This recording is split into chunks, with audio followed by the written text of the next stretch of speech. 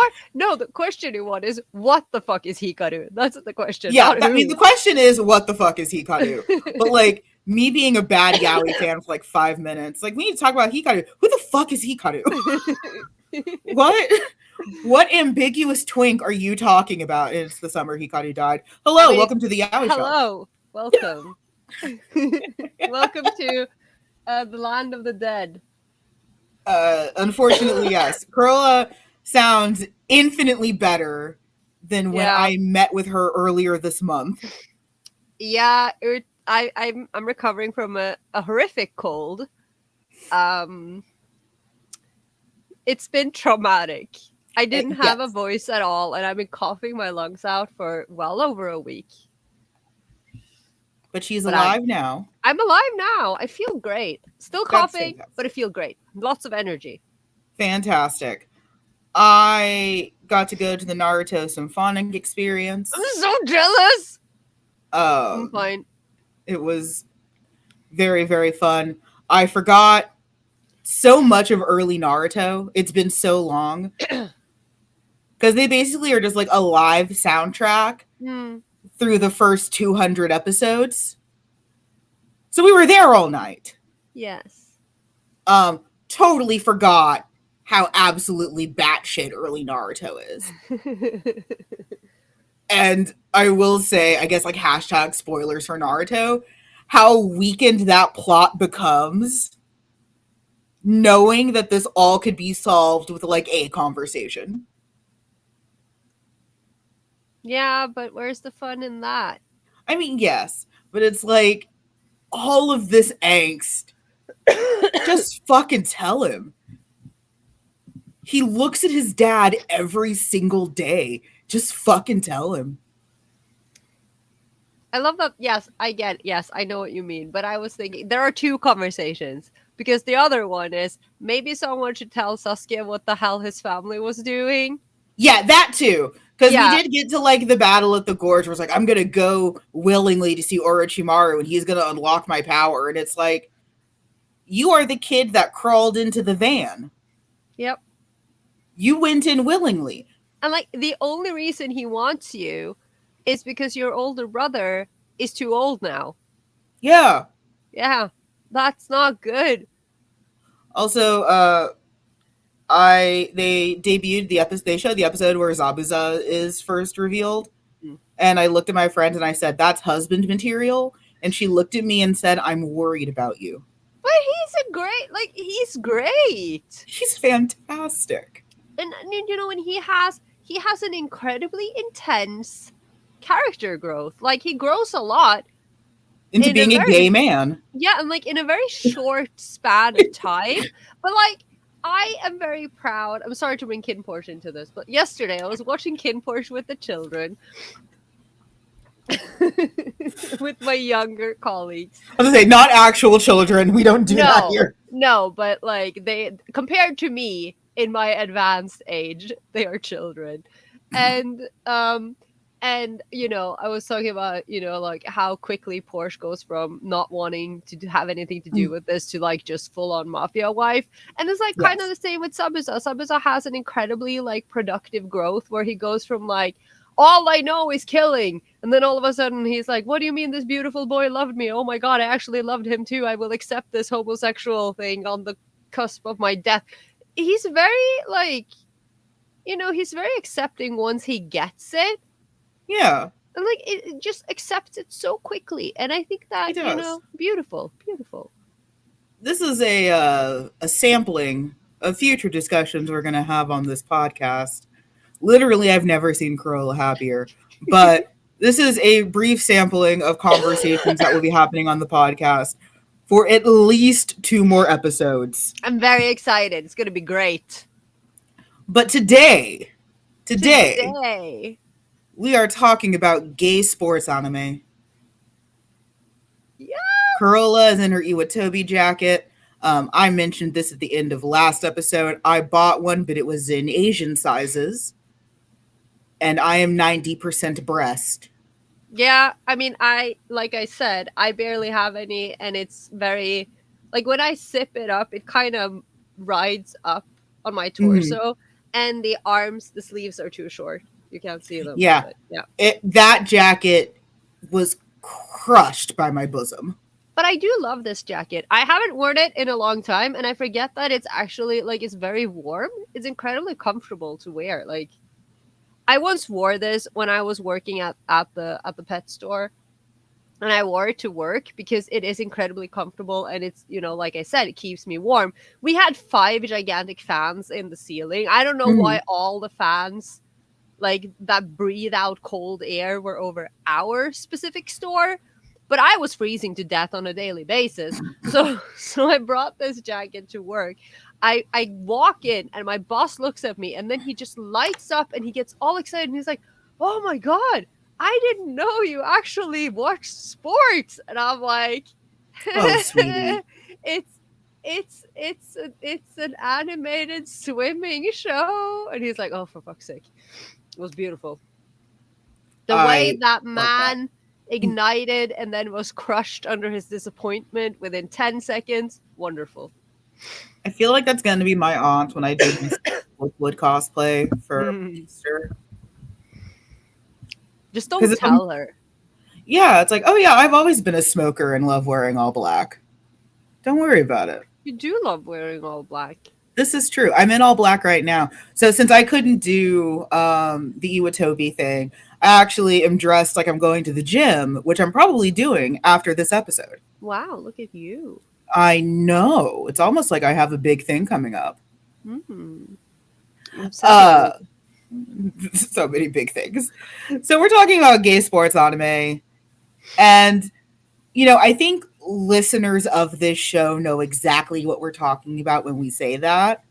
But we have to keep in mind, this might be someone's first episode. Yeah. How did you find us? Please share. Please confess I love that we talk about this podcast with like not hashtag humble brag thousands of listeners. And we're like, how did you find us? But genuine question though. Like we're some kind of like Pythagorean math cult. Well, not math because we're both bad at it. You just broke me. You didn't know about Pythagoras' weird math cult? Yes, I know that. I just don't want to be in a math cult. Yeah, we're not. Both of us are so bad at math. You know how I feel about cults? Yes. But I don't want to be in a math cult. Like we're both so bad at math. Awful. But how did you find us? When we say gay sports anime, what exactly do we mean? Carola. Is that a question directed at me? Oh, okay. Yes, it is.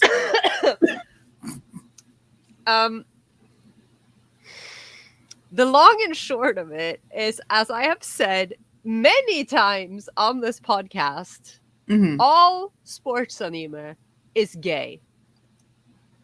And I say that with my entire heart. What we mean, and I will, just as a preface, because in the outline it says we're talking about gay sports. So, I want to take a second to just point out that, there are actual gay people doing sport, which is a good thing. Magnificent. Great. There are some sports in real life that are gayer than others. We discussed this in ye old Discord recently. Regularly, yes. Yeah. And in the realm of live action, we are also seeing a lot of people doing sports. So it's not just within anime. I'm very fascinated by how all Thai BL, like everyone plays badminton. So that's a thing, apparently. Where's my gay badminton anime? I'm sure there is one. I think the big thing that we're talking about when we say gay sports is that, one, this is a series that, despite being usually like shonen or seinen, is almost entirely focused on young men and boys. Yeah. Which attracts a certain audience. We're also talking about the like intense emotions formed through these games. And while not all of them are shonen and seinen, there's an interesting thing with many gay sports anime that while there is a lot of unintentional gay or even some intentional gay, Mm-hmm. there are very few that are flat out yaoi. Yes. If any, I think If I don't think I one can't think exists. because Ten like Dance. yes, but that isn't animated yet because that was the thing. I was climbing around. I bought a little step stool so I can reach my taller shelves, and I was I was climbing around earlier looking because I was looking through my academic books, Mm-hmm. trying to find. It's actually quite fascinating how little writing. I mean, I know it exists on the internet, but like in all the books I have, all the publications I have, I don't think there's a single chapter dedicated to the queering of sports anime. Although Mm-hmm. there's a lot of mention of it in other chapters, but like very little compared to what you would think. But I was climbing around my bookshelves, Mm-hmm. and I was thinking there are flat out BL series that have a sports aspect to it. Mm-hmm. Like you said, Ten Dance. There's Love Round, which is an early Takenaga Hinako, like it's a boxing manga, which is completely Mm-hmm. unhinged. But so they exist, but they usually aren't animated, and the ones that do get series are, Mm-hmm. you know, you can queer them. They have a very queer aspect to them, Mm-hmm. but they aren't flat out BLs. Absolutely. And I think that that's something that's so interesting when we're talking about, a theme really this season is why do we queer what we queer? I mean, And I don't know how not to. That's the answer. I mean, There you yeah, go. we talked about the Fujin brainworms earlier, but when you look at something like sports anime, where there's usually very, very few female characters, there is intense bonds between all of these male characters, Hmm. whether it's an intense rivalry or this heightened sense of camaraderie. It lays a very fertile groundwork Yeah. for people who are queer to kind of come in and be like, ah, yes, I also have once had too many thoughts about my senpai. Yeah. And it's like taking it back into real life. I think it's so fascinating with, you know, sports cultures, which I look Mm-hmm. at like some sort of, you know, weird, like I'm watching a nature documentary, you know, when you're watching like these sports fans, figure skating not counted, but like football fans, right? And Mm-hmm. how strange it is because it is never more socially accepted for men to show emotions and Yes. strong feelings towards each other, hugging, even kissing on the field or in the Yes. stands, while Yes. also being violently homophobic outside Yes. of the sports setting. I find this incredibly fascinating. So, but the sports, like the element of sports, like you said, there's the camaraderie. There's always, again, you have the shonen tropes. You know, you have the power of friendship and Mm-hmm. the underdog and like building a team from the ground up and Mm-hmm. all of these like elements that are so connected to building relationships and trust and Mm-hmm. understanding and self growth. Mm-hmm. That, you know, again, why do we like male characters so much? Well, because they get agency and they get space to grow and evolve Right. and be interesting, and on top of that, they are pretty. Yes. These boys are pretty. Yes. And I think jumping the shark a little bit, you make me think about probably one of the greatest sports anime to ever exist, Free. And so much of the appeal of Free was that, like Oron, there was a boy for every type. There was Mm-hmm. a pairing for every type. Free is basically a swimming otome. Yeah, and like You, if you were not there, like yeah, we need to take a trip down back in history, because if you were yes, not there when what became collectively known as the gay swimming anime trailer dropped, yes. this was Kyoani animated a short video of these Mm-hmm. incredibly hot boys with this very catchy rhythm in the background, just like doing things. And there was no, it didn't have a title, the boys didn't have a No. name, we didn't know if it was a trailer, we didn't know if it was a commercial for something, we didn't know if it was a trailer for an actual animation. And by like the first day of this video dropping, everyone had like head canons and like nicknames for these characters and Mhm. characteristics, which turned out actually to fit incredibly well with the characters that they ended up being Correct. once we were let in that yes, we are actually turning this into an anime. And for a while it Mhm. actually felt like they had just made an animation and it was the fans, the interest sparked on Tumblr and other fan Mhm. sites like Japanese fan sites that caused them to animate it and like turn it into a full length original Mhm. animation, because we didn't know what it was. Like to this day, I don't know if KyoAni had actually planned on releasing at least as many seasons as they did, because it almost felt like we made them do it. Yeah, and I think what was amazing about Free was that you couldn't escape it. It was one of my really first experiences because I was in college. It was Mm. one of my first experiences seeing something that is usually so niche become super mainstream. I remember during that time there was a BuzzFeed article. So this is how fucking 2010s this was. There was a BuzzFeed article, and it was like 15 reasons to watch Free, Mm. and it was just gifs of Makoto's back and shoulders. And it, and like same. That's all the reasons I need. But also the fact that there was a BuzzFeed article that Yeah. was so objectively fan service Yeah. was fascinating. Free was everywhere. Mm. And part of the reason why Free was so dominant wasn't just because it was KyoAni, it was because of the magical Fujin dollar. Yes. Speaking of, before we get too far in advanced, that's the big thing with gay sports anime is that yes, they are usually shonen or another type, but they often always feel just a little gay. A little bit, yeah. A little bit. Like even the ones that are, because there's a spectrum like there is for everything. Even the ones that feel the most like, okay, this is straight and only straight men watch this, all still feel a little gay. Yeah. And it's usually that absence of women that is a huge part of it. And it's I think Yes. it's really fascinating because if you think of women in sports anime, who Mm-hmm. are they? They are always the club manager. Yep. Like 99%, actually 99.9% of the time, the club manager is a woman Mm-hmm. or it's someone's sister. And then there's Free. like, Free. okay, yeah, like exactly.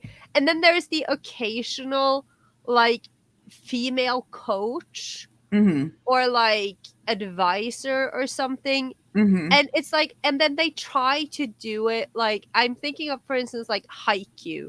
So you have, the idiot twins, Noya senpai and Tanaka, who are like clearly married. I know that a lot of people ship Noya and Asahi, but for me, it's always going to be Tanaka and Noya. But these two idiots are so like attached at the hip, but then it's Mm-hmm. also like this thing that they are like constantly commenting on. Oh, she's so hot, and like they're like hitting on, especially Tanaka, like hitting on Mm-hmm. their female um uh manager, Mm-hmm. or like when they go to tournaments and they see other girls that are there and they're like, oh my god, she's so hot. And I'm like, is this an attempt? This is like some sort of attempt to try to bring some straightness into this, but it's not There is. working. It's It's so because it's not. yeah. Well, and what's interesting is that when I think about a lot of other gay sports anime, is that usually there's like one female character, as you mentioned, she's usually like the team manager or the coach. She aids and abets and supports usually the homosexual activity. Yeah, So as she should. as she should, but like she's a dirty Fujo like the rest of us. If I if I had to be in a sports anime, Mm-hmm.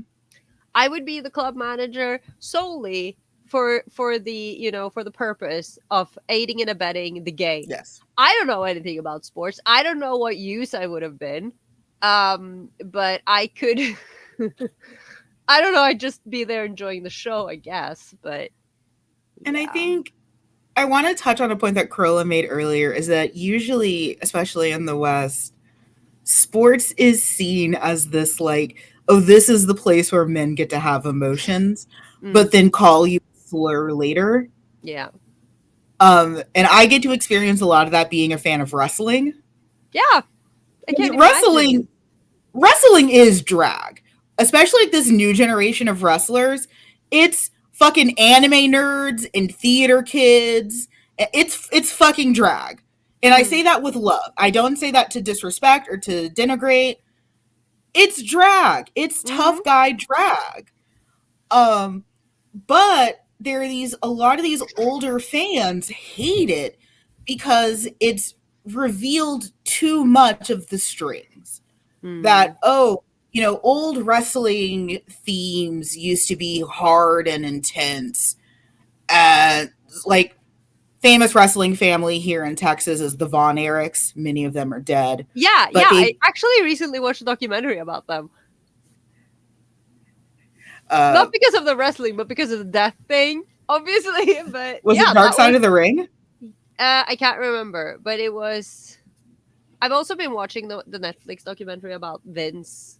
Yeah, horrible man. But like the Von Erich family, their patriarch was Fritz Von Erich, and his whole gimmick was that he was a heel. He was a bad guy, and to try to be the worst possible heel, his gimmick was being like a rogue Nazi. Yeah.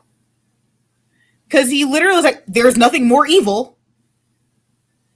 And it's like, I mean, he's not wrong. But I mean, contrary to what a lot of people seem to believe in this particular day and age, that is not a good thing to use as your gimmick. It's not. Please don't. If you're considering making Nazism your gimmick, don't. I don't think any of our listeners are close to that.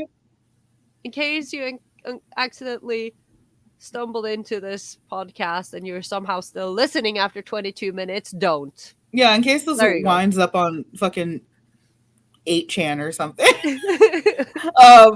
But, modern wrestling gimmicks now are like, oh, you stole my best friend. Oh, that's gay. It reminds me of a plot in Free, but we won't talk about that.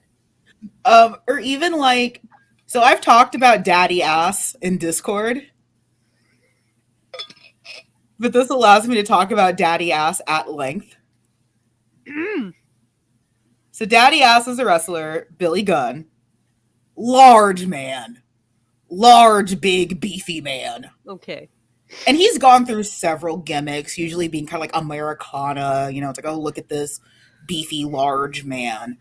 But his recent gimmick now is that he is daddy ass. His sons are the ass boys. Wow. Okay. And his chant is usually daddy ass, oh daddy ass. So you'll have this theater full of the straightest fucking bros chanting oh daddy ass. And his greeting is to scissor. So if you meet another child of daddy ass and you hold out your fingers like this, they will greet you like this. Oh, okay. And that's the customary greeting. A little something for the girls. A little something for the ladies. That is the customary. It is completely normal. I have done this at con where someone had a daddy ass shirt. And I was like, daddy ass, come and greet me. Held out my fingers and they reciprocated. Okay. But this is also a sport that if I walked in wearing like a bisexual pride shirt, I would be called a slur. And I mean, interestingly, I can counter with my own sports of choice because I think that a lot of people, whether you watch sports anime or not, you hear of figure skating, you immediately think that's a very gay sport. which, you know, Hmm. is fascinating because people seem to think figure skating is for sissy boys and little girls, and they don't realize how fucking strong and athletic you have to be to do these moves. Like, these people are strong as hell. They're Anyway, so strong. what is very fascinating, and like there was a, I'm not gonna name any names, okay? I'm gonna be a good girl and not like start showing my figure skating biases. But a couple of years ago, there was a bit of an uproar. There is always drama in the figure skating community, and it's like just the other day. This is a side note, but just the other day, I saw people were upset about this new. I think it was like an ice dance team. Yeah, it was an ice dance team. People were upset about this new pairing, and someone was excited about it. They were like, finally, we have some real villains in ice dance again. And I was over here, I'm sorry, but 2 weeks ago, we had actual child marriage in ice dance. You don't think there's enough villains in this discipline? But like, there's a lot of drama in the figure skating community. But what's interesting is that if you look at the men, there are typically, now that the Russians aren't there, there are two types of men in figure skating. Because normally I would say there are three types. There are, you know, the guys in the incredibly dull, boring, ugly costumes.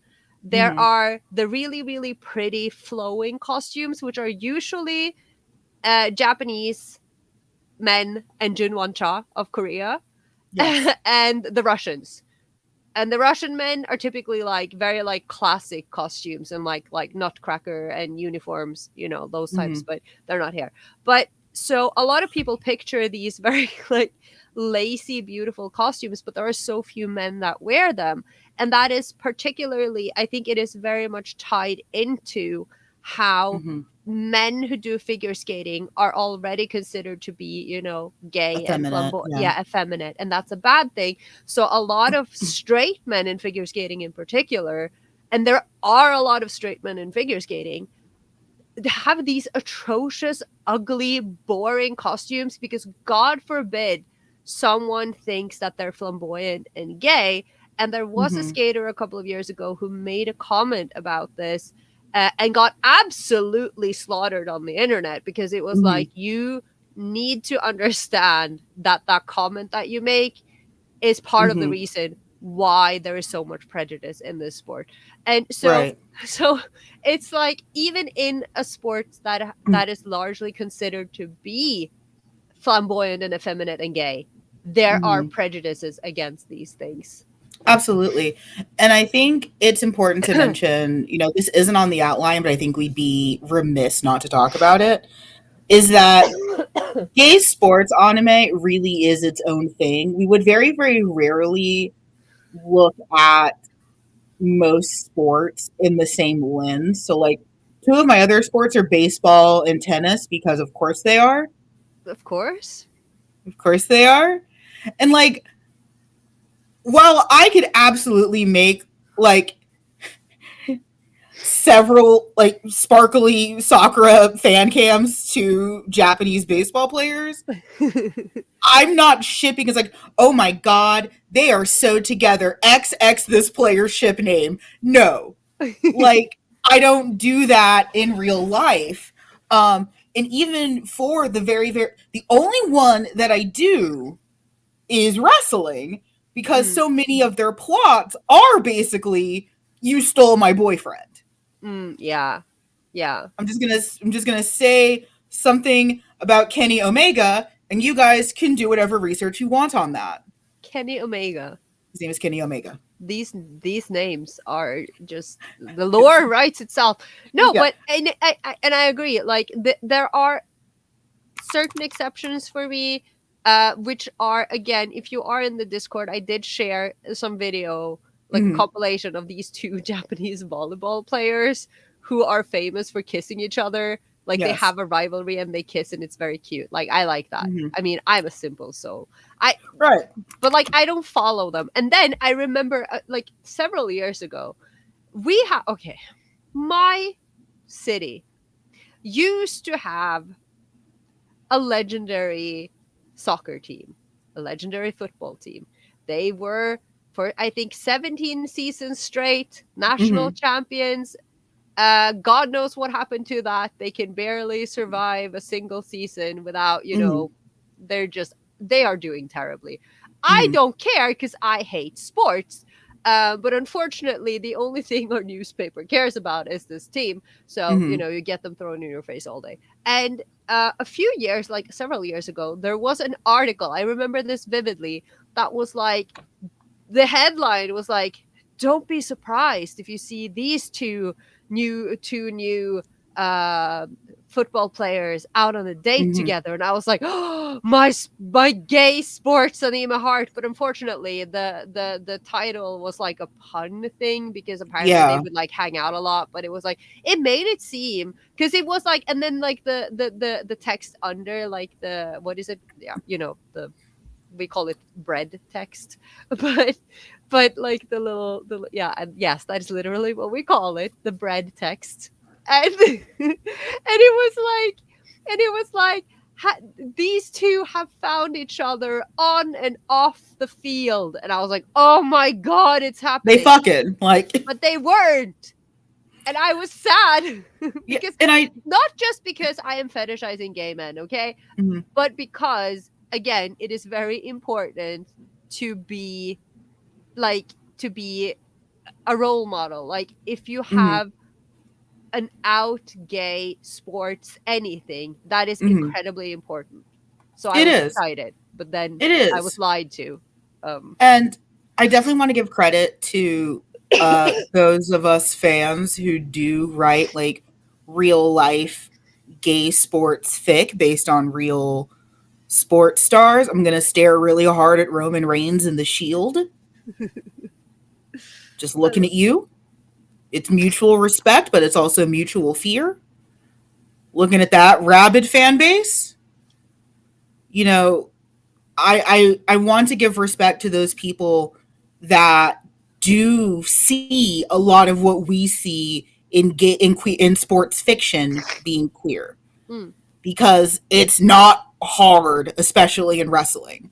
But yeah, I wouldn't talk about football players like this. I wouldn't talk about like Rafael Nadal like this. I wouldn't say like, oh, him and Djokovic are having a torrid affair every time they meet at Wimbledon. Like, I wouldn't say that. Unless I try. And like, I try. I watch my little figure skating competitions, and for the most part, I am perfectly fine. But then there's always like a couple of people who just push it just a little too far for me to stay sane about it. Yeah. Like, what am I supposed to do when you are a young, beautiful coach coaching a young, beautiful man, and you are kissing the side of his head in the kiss cry? Like, I am sorry. I almost said his name, but I will not. But if I know exactly who you're talking about. I was trying. And it's so thinly veiled, it hurts. I am just trying. Also, yes, okay, I am trying to be a sane human being and not a rabid fujoshi, but you are skating to two men in love, and I am trying my best over here to be normal about it. I would like the record to state that I know exactly who Carola is talking about. And she thinks she's being very stealthy. She's not. I think, no, there is very little stealth. You might as well just say it. This isn't like the other hit. This isn't like the other thing we don't talk about on the podcast. No, the figure skating community is scary, okay? And I like, you got canceled by Guinea Pig. Yes. Stans. Yes. I don't want the side of figure skating Twitter that have decided that this man is problematic to come for me. So I'm not going to say anything.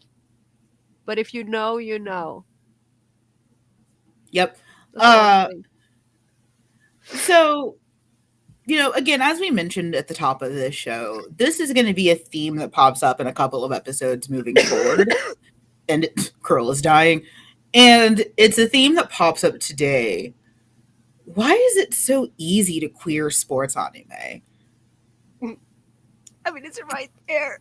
I mean, we just talked about it. There's a hilarious gap in lack of women.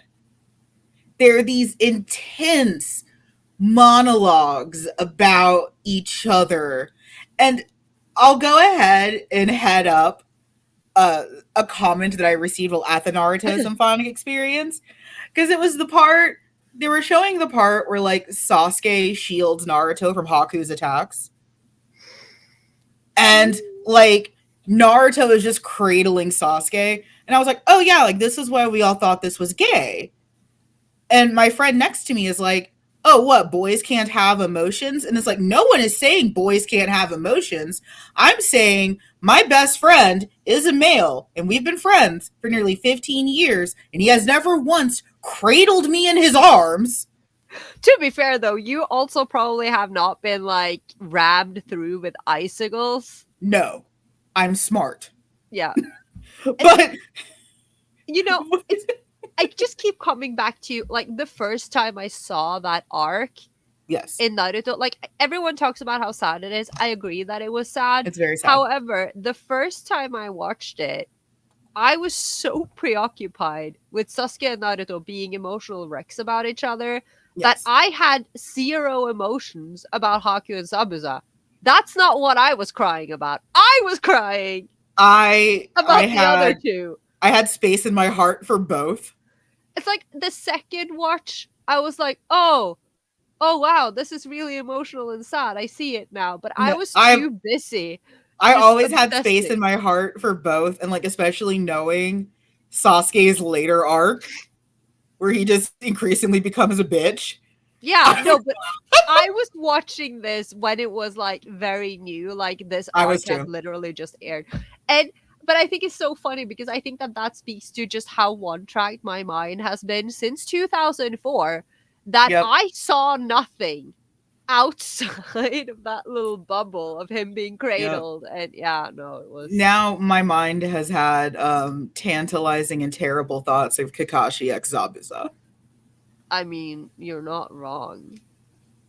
I'm just saying they'd have a hell of a time together.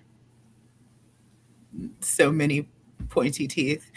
Anyways, so why is it so both hosts have lustful thoughts during episode? Is this new? What do you think we do here, Amanda? What is the purpose of this podcast? Zabuza is so big and he's so strong. New tagline: having lustful thoughts about men, about fictional men. he's so big, and I just, and both of his voice actors are wonderful. He's just so large. I'm easy to please. But why is it so easy to queer all these sports anime? And I think we need to preface this by also giving some more examples of gay sports, because I feel like we risk talking about the same three, but really like there is a wide oeuvre of gay sports anime. Captain Tsubasa, obviously. Blue Lock is a current one. Free, Yuri on Ice, Prince of Tennis. Yeah, I grew up with Prince of Tennis. To this day, never watched Prince of Tennis, okay? I watched the live-action movie because Kanata Hongo played Ryoma Echizen. Supposedly, the live-action movie is terrible, but I was there for Kanata and Hiroki Aiba. And Hiroki Aiba, I think, also played Fuji in some of the stage plays, because I also watched a lot of the Tenny the Prince of Tennis musicals. So I had ships in Prince of Tennis because I knew it was gay. I had never seen it, but the internet was telling me these two are gay. And then there's like, and technically, like, calling it gay sports does include a lot of other weird shows. Like, technically, depending on who you're talking to, Yu-Gi-Oh counts as a gay sports anime. Hikaru no Go counts as a gay sports anime. Yeah, but then Kuroko no Basket, gay, lots of gay ex-boyfriends appearing and breaking my heart because suddenly I have to choose between some of my pairings. It was terrible. Haikyuu, mommy and daddy, captain and vice captain. of course, Ofuri, which I did like. I had so many friends in like 2007 who lived and breathed Ofuri. Hmm. I did watch it. I didn't love it, but I think it also has to do with, there are two countries in this world who care about baseball. There's America, yes, you, and Japan. We don't know anything about baseball in my country. I don't, I and used to like, play softball. what is the difference between softball and baseball? Well, softball's for girls. Oh yeah, because I know that one, and that's a little sexist. Usually the ball does not go as fast, and it's also much larger Oh, because we're girls. You can't I know hit this. Jerry Seinfeld played softball in the series, Yeah. But which yeah, I I used remember to. confused me as a child. But yes, I Why are used to play you as a softball. man? It was very, very fun. But yeah, the ball is much bigger. Like it's. I was gonna ask the stupidest question. I was like, "Do you guys have grapefruit?" uh, Like, yes. okay, I forgot that globalization was a thing for a second. I will admit that the fruit section is not where I spend most of my time when I go shopping. So I'm not sure if it's like a seasonal fruit. My experience with grapefruit extends to the The citrus rating, scale. the citrus Yes. scale, and Schweppes grapefruit, which was a Okay. soda I loved as a child, and now I Okay. can't stand it. I don't know what Okay. happened. What I'm saying is like a softball is like roughly the size of a grapefruit. It's quite large. Mm. Um, there's slow pitch and fast pitch. This is all in miles per hour. You're just gonna have to do some math. So the average like professional baseball can go anywhere between like 60 to 100 miles per hour. Um, it's why there are so many instances of birds just getting obliterated during baseball games. Oh my god. Oh yeah, just poof. A fast pitch softball is usually between 45 and 65 miles an hour. Keep in mind, this is the speed you're on for most American roads. This is the speed of a car. Okay. And slow pitch is usually anything under 45. But this is car speed, is what we're talking about. And it's a ball the size of a grapefruit coming at you at the speed of a car. I don't like sports. See, that's the thing. Real sports is exhausting and dangerous, and sports anime is beautiful and Yes, gay. we're going to talk about that. But, oh, and you're given a stick to defend yourself. Great. Speaking of sticks, I no, it's just a side note, but have you seen the Hatsune Miku Rotten Girl thing? Yes. Yeah. And I was like, I should cosplay her. And do you know what that means, Amanda? What does it mean? I need a relic of old known as a Yaoi paddle. Do you want me to make you one? Maybe. I make yaoi paddles, fun fact, guys. I know yes. But it's just I was thinking maybe I should just like make one out of foam or something. Oh, I can make it compliant. Sounds I'm not gonna send an actual ore to fucking Norway. Now, who can afford that? Sorry, I didn't realize you'd become a millionaire since we last spoke a week ago. Carola, I just told you I need surgery. I have negative dollars. Yeah. I have negative monies. So I think there are some great points that Carola has written in here of why is it so easy to queer sports anime. One is that there is a long and deep-rooted history in queering this type of material. And Carola, do you want to go into some history? I want to go into some history. Ideally, I would now talk about, I will talk about Captain Tsubasa. Like I said last month, I was like, oh, this is my chance to finally watch it. Well, Captain Tsubasa, the first original anime, started airing in 1983 and aired through 1986 and has 128 episodes, of which I have currently watched 4. So, doing great on that front. But Captain Tsubasa is incredibly important because it came out like it came out perfectly with Mm-hmm. the, oh my god, Sansa is stuck on the blanket.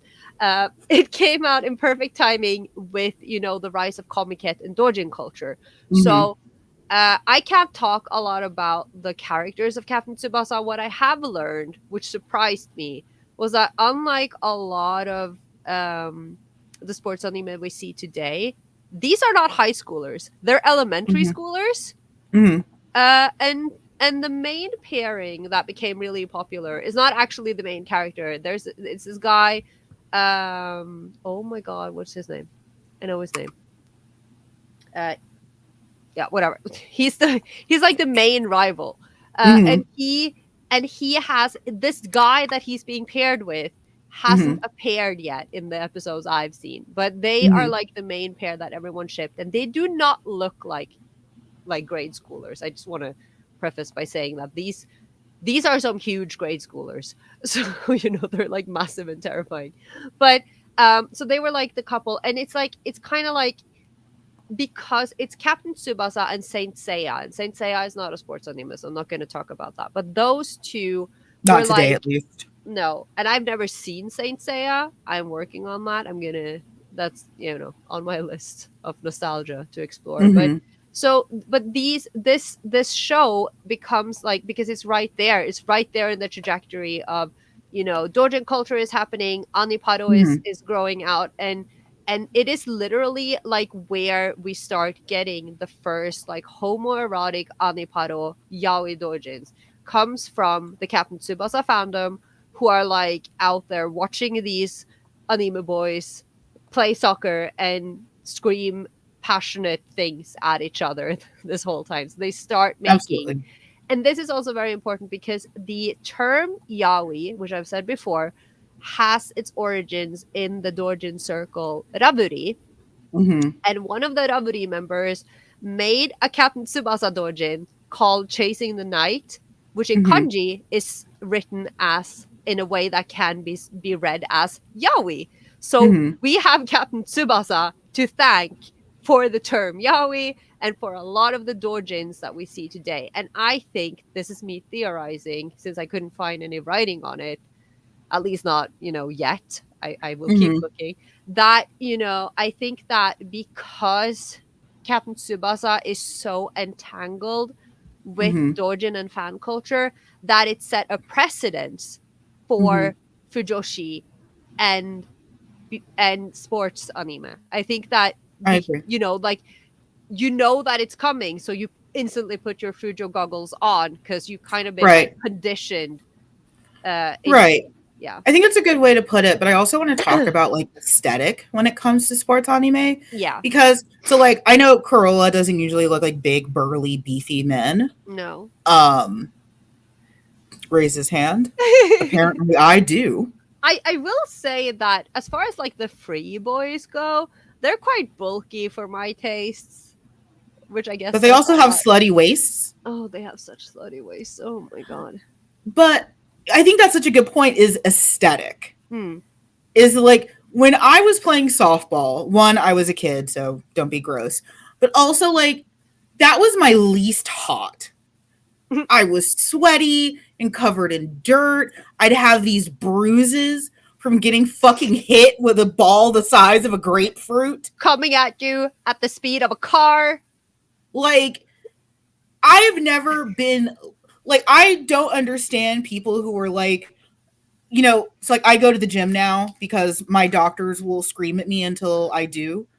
And like when I leave the gym, the idea that people go and do things after going to the Right? gym is like, I am awful. Don't perceive me. I don't want to be looked at. Don't talk to me. I have sweated. My legs hurt. And I was watching true crime for 40 minutes. Mm-hmm. So, like, the idea of, you know, I remember one of the big draws for me for free because, like, I'd watched gay sports anime before because I'm old as the hills, but really, free was the one that did it for me. Is look at the aesthetic of it. It's gorgeous. Can I Those boys are gorgeous. can I once again just remind everyone of that one, like this time, the time that I saw a drop of water animated by KyoAni and it was so beautiful I cried. Yeah, Like Free was one of the most beautiful anime I'd yeah. ever seen. It had an amazing opening and closing Oh, the for closing is season just 1.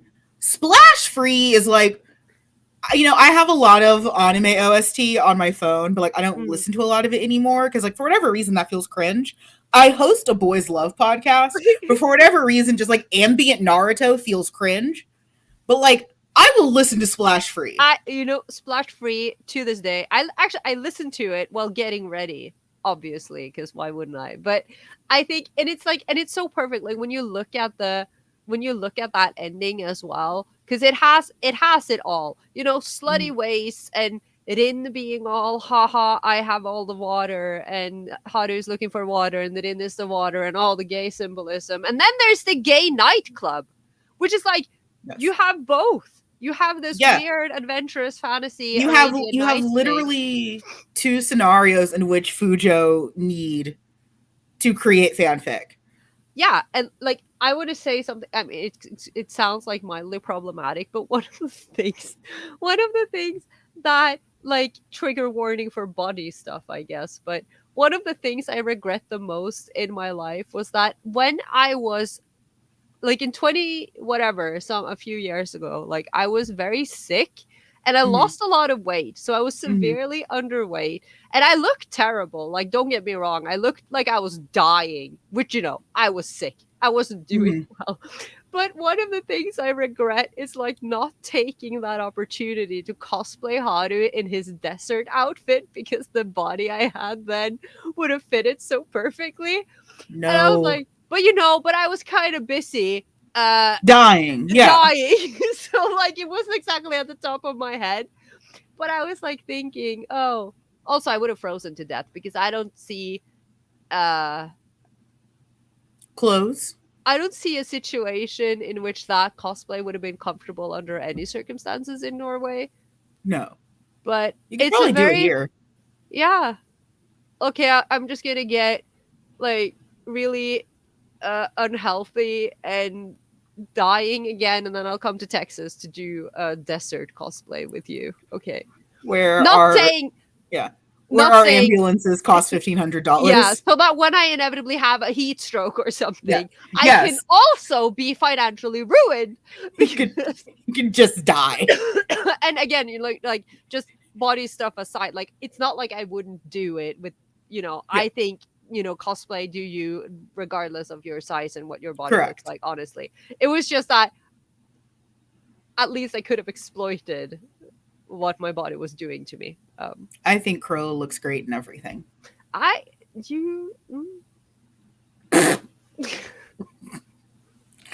just like getting some like literal vivid pictures of some situations I've been in which I am very well aware that I did not look good. Like there's this one thing that comes to mind is we were shooting, like it was terrible. The weather was awful. It was snowing from 5 different directions. We were so cold, and we were shooting a promotion video for Torukon. So we were shooting like this post-apocalyptic like promo thing, and it was so cold. And everyone was just like huddled in blankets and like big hats outside of the university building, just like dying. And there are some photos of this day, and I can assure you, Amanda, that I did not look good in that heap of blankets. But I mean, I think about like the aesthetic of a lot of gay sports. You think about like Yuri on Ice, the parts that are animated well, because there are some parts that look like they were drawn on a potato. I can't remember any of these parts.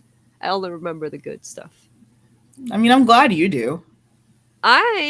Yes.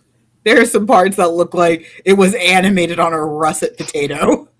I think about like Surume, where it's like, oh, it's just beautifully lit and all the boys are so soft and gorgeous.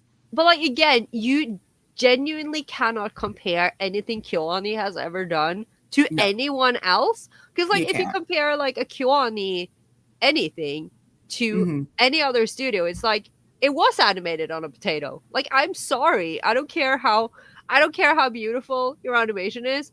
Kyon is over there, just like, I don't know what deal with the devil they made, Several. but they are just like on a different level. They They are, are. oh my god, so beautiful. Even if Uh, Tsurune, like you said yeah. previously, isn't the best, like, No. and it's like, I think story wise, I don't think it's that bad.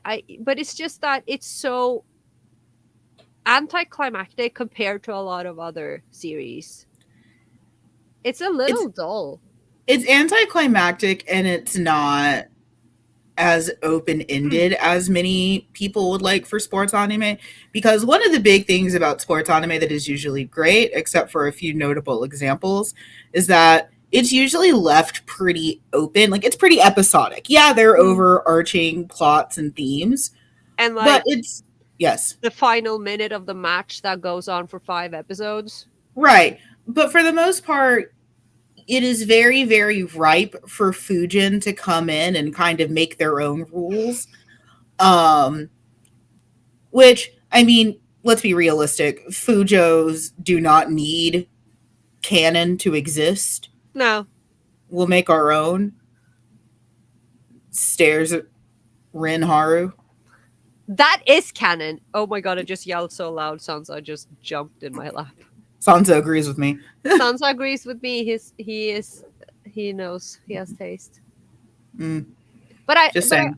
but I also think, which, it just struck me when we were talking about it, that Mhm. as far as Tsurune goes as well, like, I love Tsurune for the aesthetics. I love it because it's Beautiful. Kyoni. I love it because it's Kyudo, and Mhm. I fucking love Kyudo. I don't Mhm. understand it. It's not like I watch it. Maybe it's just the uniforms that I love. Okay, I think It's Kyudo, it's the like uniforms. Hakama, are sexy as hell, and I love Kyudo.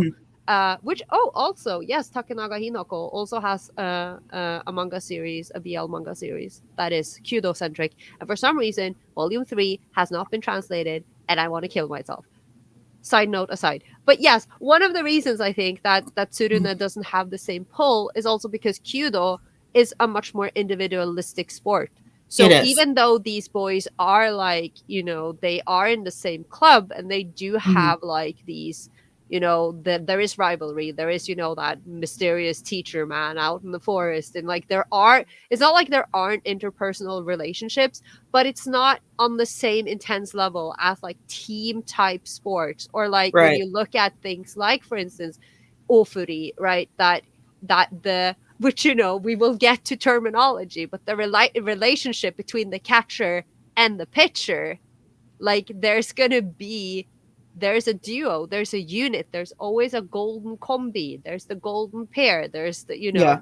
all of these, and Tsurune doesn't have that in the same way. So It that's why doesn't. I think that's why it feels different. But I I've also think, also no, go ahead. No, I was just gonna say, I haven't watched Yowamushi Pedal myself. I know that a lot of people watched Yowamushi and had like a bunch of pairings in it, but I have a hard time seeing, because it's bicycling. It's like, it's not the same. Well, but it's like a bicycling team. So it's a little bit different. I think I also want to mention something, is that like low barrier to entry. Mm, Because, like, so right now, my two best bros are trying to get me into American football. run. I asked because I frankly feel left out. Because, like, it's this one thing that they can talk about every Sunday, like church. And it's like, I don't understand what you're talking about. But, like, that barrier to entry is so high for me. Mm, I'm old. I'm not learning new things mm. easily unless it's yaoi related.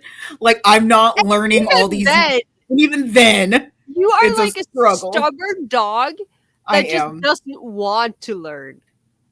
Yes. Like, you're a poodle. You're like, I am very clever. I was bred to hunt, but also I'm not gonna listen to you. That's That's you. literally. It's like, I am very intelligent and perfectly capable of figuring out new things. I refuse to and will die here. Which, relatable. Yeah. It's not that you can't learn. You No, just I just you don't. just don't care. I don't care. And I mean, I'm the same. Anime there is ended in 2012. I don't know. Anime stopped existing in 2012 and then briefly came back with like Sanazanmai and Devilman Crybaby. And then and it went back to being dead. and the new Trigun. Uh, I mean, you watched it. Unfortunately, I still haven't seen it. But you're yeah. not missing anything. But low barrier to entry. There's usually always some outside character who is explaining exactly Yes. what's going on. Because, like, yeah, if I took Carola to a baseball game in the US and, like, just didn't explain anything, Right? you'd be so confused. And like the funny thing is that again, because the rest of the world, we're plagued by American culture. Like we are forced to absorb it whether we like it or not. And Mm-hmm. but the problem is that because like popular culture, it comes out of it comes out of the US. And like ever since, like, for instance, as a child watching Grease, like I loved Grease. I was introduced to Grease by some older cousins or something, and Of I course. absolutely loved it, because I mean I am a musical gay, and I love Grease, but like that montage when Danny is trying to change and he's like trying out different sports, and like Yes. there's a scene where he's trying baseball, and like Yes. we all know, you have three strikes, which means that you Mm-hmm. don't hit the ball, and then you run, and then the bases, and then I get confused because I don't know what base is like above the close and what is a blowjob, and then and then there's the home run, which I do get, but then Mm-hmm. to this day there's in Greece again, Danny is trying to swing at the ball, and Mm-hmm. then the guy behind him, the guy with the mask, Mm-hmm. The which, umpire or yes, the catcher. yeah, whatever, I don't know, the guy who's One of them. crouching with the mask, it's like, you see how much I know about your national sports, Amanda. Yes. Like the guy crouching with the mask who's like sitting behind the guy with the bat, and he's like, at one point he's like, foul ball, and to this day I don't know what that means. So, okay. So you are talking about the umpire. I am Yeah, I correct. Because guess. the catcher is the one whose only goal is catching, and that's how we Yeah. get the word uke. But Yes. a foul is you hit the ball with the bat, but it doesn't go in the trajectory needed Oh, okay. for it to count for a base run. So the Oh. point of baseball is to hit towards the field. A foul can be you hit and it goes up and backwards Oh, okay. or So, towards the net. because I always thought it was like, as long as it takes them long enough for you to run to get the No, ball back, it doesn't matter which way it goes. that is not true at all. That But I is, mean, but also in my defense, first of all, again, I have just absorbed this through yes. media I watched ever since I was a child. But also, Yes. I live in a country that is obsessed with soccer or Yes. skiing. We are currently on the final day of the World Cup of skiing right here in my backyard. And the only thing I know about it is that it's created a complete bus chaos in my city. Everyone's mad. Everyone hates it. Everything is chaos. Also, there was a storm in the middle of it, so they had to postpone the jumps because it was dangerous to go up in the in the jump towers. But yeah, no. But I have grown up with I had an uncle who played professional soccer, like 1st division pro soccer. And I still don't know the rules to this game. And all I know is that there's something. I mean, I know some things. I know I can recognize a goal, but Also, I know that there's something called offside, yes. and it always makes people mad, and everyone always argues about it, Yes. and I cannot for the life of me understand it. So, I like it when I watch sports anime and there's the person who's like breaking it down in There's one bite-sized. exposition machine Yeah. who was there to explain to you how the sport works. And it's like, this has helped me so much. So, for instance, because there have been periods of my life where I've watched volleyball. First, I was watching for the pretty ladies because I was a gay little teenager. And then I was watching, like I've said before, I was watching the Beijing Olympics, and I started watching volleyball because every time they scored, they would play music. And because it was in Beijing and the Japanese team was playing a lot, they were playing a lot of Naruto music every time they scored. So I was like, I'm going to start watching volleyball because they play my music. And so They I started, understand me. yeah, so I started like picking it up. But then it's like once I watched Haikyuu, and then I went back and watched volleyball during the Olympics again. I understood more because someone in Right. Haikyuu had explained the rules to me in a way Right. that I understood. Right. There's an assumption that if you're watching this that you are not necessarily a Yeah. fan. Because, like I said, having played a little bit of baseball-like sports, watching a lot of like the baseball sports anime is like, you are not that pretty after like fucking getting hit by a pop fly. Right. You are not that gorgeous when a ball going the speed of a car fucking domes you. You are not.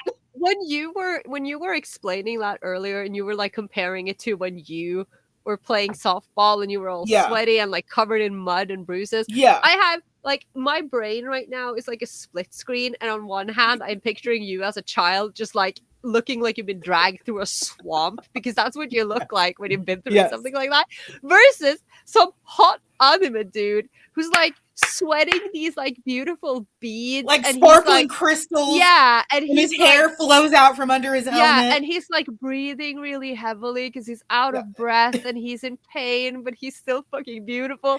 And then the other side of the screen is me out in a fucking corner, trying to figure out where the ball is gonna land and avoid getting hit in the face. So, there's always that one person who's just like explaining it to you, which is great, because one thing I have learned about knowing some things about sports is that doesn't mean that you understand everything about sports. Like, I understand a decent amount about figure skating because I used to like it a lot more before Yuri on Ice came out, and Yuri on Ice made me hate it. It did. I thought this was the episode you had to say nice things about Yuri on Ice. We're not there yet. No. We're not there yet. But, like, I did not understand more subtle issues in ice skating without some parts of Yuri on Ice. Because to me, it's like, oh yeah, the bitch falls. That's a problem. Yeah. But it's like, oh, that was a really, really small step and stuff like that. I get it. Also, my aunt used to be on her school's drill team and like was quite famous for it. So she did a lot of dance. And she would like watch the floor dance and gymnast routines like it was Dance Moms. And she's like, she missed that step. She's a half a song off. She's this. And I'm like, you get your ass up there. You take your lard ass. Go up on that. And I was so mad at her because she would do that for fucking days watching the Olympics. And it's like, she was off. That turn was off. Could have been a better landing. You get up there. My big thing with sports is that if I can't do it myself, I have no room to judge. And I couldn't fucking backflip into a pirouette and then land into a split. I can't do that. That dancer is a wizard. Right? And it's like, I mean, and like with figure skating, I will say, even if you used to understand it before, there have been some rule changes made by the ISU in the last few years that have made it even harder to understand. And to this day, like every competition I watch right now, because this is not the figure skating podcast, but I just need to get this off my chest, because the point system, like the way that you see in Yuri on Ice, that's not how it's judged anymore. Like they have changed some things around. They've changed the GOEs and the levels of the GOEs, and for some reason the ISU decided, so you have the technical score, right? And then you have the performance program component scores, which is based on how beautiful is your composition, how's your choreography, how are your choreographical steps, etc. And there used to be 5 elements that were being addressed, but they decided to condense those 5 elements into 3. And that makes it harder to assess the program components. Obviously, at least this is my expert opinion. And now every single competition I am watching, especially during the freeze gate, they're doing the choreo sequence, and everyone is getting like a choreo sequence level 1. And I'm Mm-hmm. like, what do you mean that was a level 1? Why is everyone getting a level 1? I'm pretty sure that before you made this stupid rule change, there weren't this many level 1s. I hate figure skating. I am in hell. Worlds is starting in 2 weeks and I'm not ready. My favorite part about Worlds with Carola is that I will message her and be like, "Hey, you should really be sleeping right now." And she'll be like, "No, Worlds is happening." And then we'll be doing something for the podcast and she'll be like, "I'm so tired." And then I'm like, "But you chose this? You No, did this to yourself?" no, I did not. It's one of I, my favorite it's one of my favorite things about Carola is like she will do something with her full chest, and then when the consequences of those actions happen, and it's like, but you did this. You is that not what people do though? Like I'm not the only one who does this. you Also, are, but I don't have to work with other people. Worlds this year is in Italy, so it's going to be in during the daytime, my time, Awesome. which is good, except the fact that we happen to be live in the middle of the gala, Oh, I'm sorry. which upsets me. Is that And why you wanted more time? no, because when we set up the schedule, they hadn't released the timetables for Worlds yet. Like they didn't do that until like last week, so I didn't know. Oh, I'm so sorry. Apparently, we have to have another meeting before Worlds so we can figure out what our recording schedule is being like. I certainly don't want to take my podcast wife away from her hobby. You say that like it's a bad thing. That is such a 50s husband thing to say. Like I don't want my wife to have a hobby. I don't want to take I don't want to take away time from my wife's very important hobby. It is I mean, Oh, I love galas. Like the gala is the best part of the figure skating, which yes. I'm not going to talk about because we can talk about that during the Yuri on Ice element of this podcast. We're going to But be it's here all day. we really Do are. do you Yeah, want to talk? like we barely scratched the fucking outline. We had a lot to say. Okay, getting us back on track. Do you want to talk about how this gave us all of our favorite terminology? Yes, I do. Like I said, I mean, we all know, you know, I mean, we know this. We've said this before. We Mm-hmm. did the whole Seme Uke episode. We But in did. case you are new and, or you belong to the earlier, uh, earlier?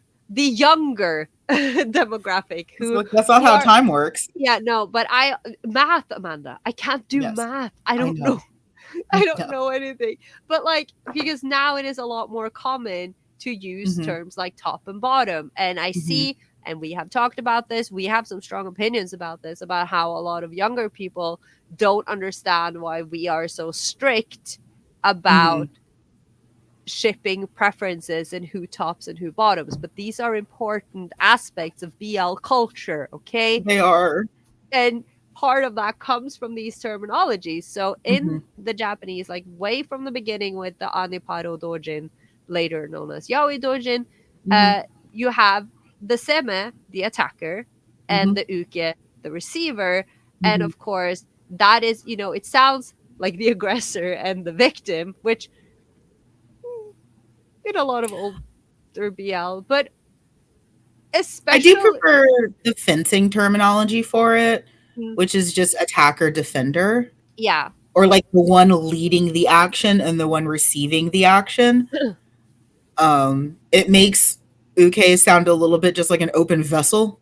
I will say this has nothing to do with that, but I lose my mind because I am an incredibly mature individual, and whenever I see a Japanese reception desk, be that in a film or when I have been in Japan, because reception in Japanese is ukitsuke, and the first kanji is uke, and I look up at the sign and I'm losing it internally, and I'm like, be serious, this is someone's workplace.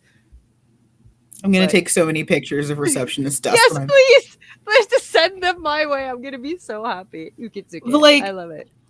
I think that's hilarious that it gave, and it even gives us a lot of that terminology in the West, because I know for every person that hates saying top and bottom, there's pitcher and catcher. Yeah. And I think that's very interesting because, again, because so much of this comes from the sports Mm-hmm. genres, and again, things like baseball anime, Mm-hmm.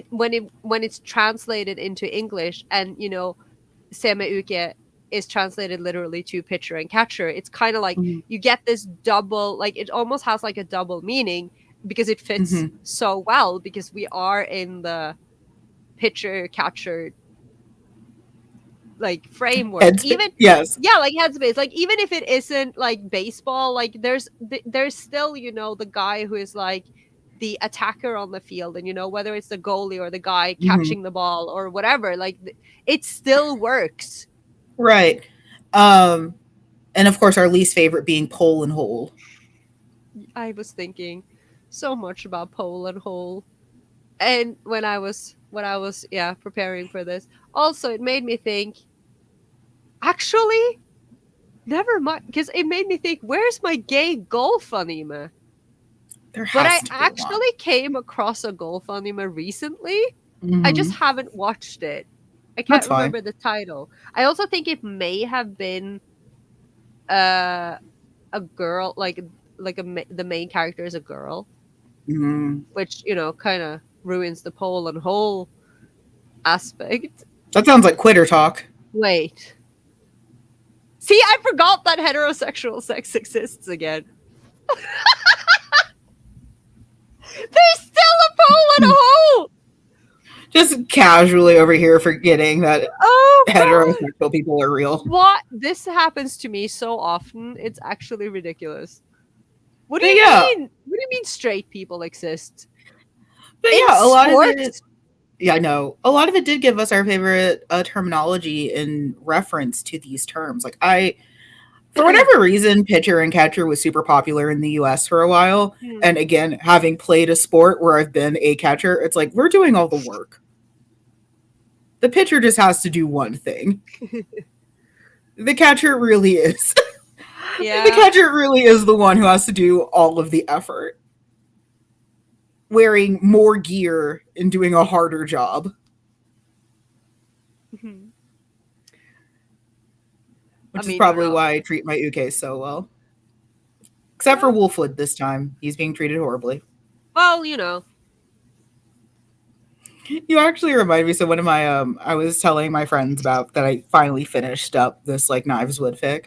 Yay. And my friend was like, "Oh yeah, the pairing was wolf knives, right?" And I was like, "No, it's Knives Wood Mm. because we respect top and bottom in this household." And also, Wolfwood topping knives is somehow less interesting to me Mm. because that's just angst vash. But yes, there are rules. We live in a society. We live in a society. There are rules. The top goes first. Like, you don't Um, understand. This is important. Yes. oh my god! Like I shouldn't have just been happy that he was acknowledging my dirty fan fiction. Like I could have just been like, "Oh my god!" Like he listened No, to but me and he's that's not how it works. Because it's like you're too invested. You're yes, too you're too much of a historian, and like you have too much knowledge about it. You can't just That's not how it works. yes. Put that on my fucking headstone. Now, since we've talked about some of the appeal and why we keep querying sports anime, we have to talk about one very large elephant in the room, which is that despite us queering it, and despite many of the plots being at times overtly queer, I don't like where you're going. I am going straight into denial mode. Like I'm so ready to fight right now. I'm like, no. that while some of these plots might be overtly queer and even involve overtly queer characters, this is not meant to be queer representation or queer writing. And many of these sports anime fail their queer characters by not allowing them to fully explore their queerness because at the end of the day, they are shonen and shonen are there to make money. But who is giving them the money?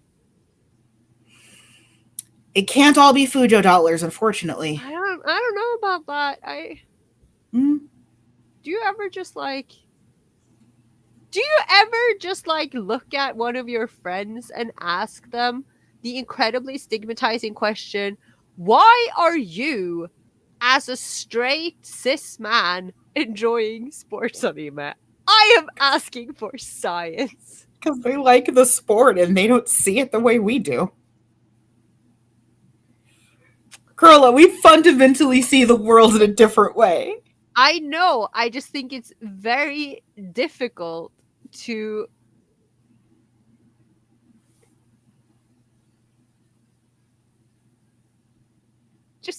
I don't understand it. At least some of these shows are like, okay. And I mean, we will get to it, but even the queerest one, canonically, still had a huge question mark hanging over it and a lot of, yeah, but. My favorite part. Oh, God. So we need to talk about the Yuri on Ice problem. No. Yes. Which is literally what it says in the outline. Yeah. I love the little point that just says no. Well, because okay, so in the outline it says, but wait, Yuri on Ice had canon gay. It isn't BL, and it's like, no, it's not. No, because it isn't. And if you are not new here, you know this because we have said this, and I keep having to explain this to people. Like recently, I was on a different podcast. Actually, the episode hasn't aired yet. I was interviewed for a Norwegian podcast. Okay, that's fine. About anime. You know what I got to talk about, Amanda? Because what? basically the episode is like divided into. Was like, it gravitation? No, I did talk a lot about gravitation though, because I did get to talk a lot about BL. But because like the episode is divided into, it's like a section, like a general section, and then it's like a highlight section where you choose a series of your choice that you get to highlight, and then there's like a quiz section, which I did well in. Thank God, my reputation is not ruined. However, yes, I went on someone else's podcast and I talked about banana fish. And I had a point. Yes, my point was I was on this other podcast and I was talking about, talking about BL like in general and like examples. And once again, you're faced with the Yuri on Ice. Like, they bring up Yuri on Ice, and I'm like, oh, sweet summer child. Right. I know what you're trying to say. And the answer is no. Because, like, yes, it is queer. Yes, there's a big overlap because the fan base is the same. But it's not a BL. And there are reasons for that. Mostly commercial. And because the writers are cowards. But I think like I got to be on the side of Yuri on Ice where it was people that were not necessarily haters, but like had valid concerns about Yuri on Ice. That it's like, okay, you put all your eggs into this basket, especially as a fandom, but it ends up falling really, really short because while they can mostly canonize the gay, they can't fully canonize the gay. And that ended up being, for a lot of people, a huge sticking point. It's like, just land the plane. You already got it in the air. You did all the hard part. Just land it. Unfortunately, the article I did not get the time to read because I got stuck reading about Captain Tsubasa in the BL Bible instead. I will read it for the live. I did find an article talking about Yuri on Ice and the queer aspects of it and why it's important and why like stuff. And like I've skimmed some parts of it, but it was very long, so I haven't read the full thing, and I will refer to it. But yeah, I think, like I've said before, like it's important because, again, it Yuri on Ice is part of this shift Mm-hmm. where, again, when I've talked about BL history a lot, I've talked about what we know as the queer contact zone, Mm-hmm. which, is a term that originated in the during for instance, like during the Yaoi Ronso debate, with the whole, Mm-hmm. like, oh, that is this fetishizing gay men, is this representing gay men, and this idea that BL is for girls, and no Mm-hmm. one, and it's not realistic, and it's not real, and it's not representative, blah blah blah, while gay komi, aka bara, is for men and made by gay men, when in Mm-hmm. reality there is a contact zone in which the same creators wrote for both sides, the same fans consumed both sides, the same Mm-hmm. magazines shared a lot of content creators. So, and it's kind of like the same with series like Yuri on Ice, as well as Mm-hmm. Number 6, which came out much earlier. Number 6 came out in 2011, and Mm-hmm. it does the same thing. It has a canonic queer couple, it has a canonic queer storyline, but it is not BL.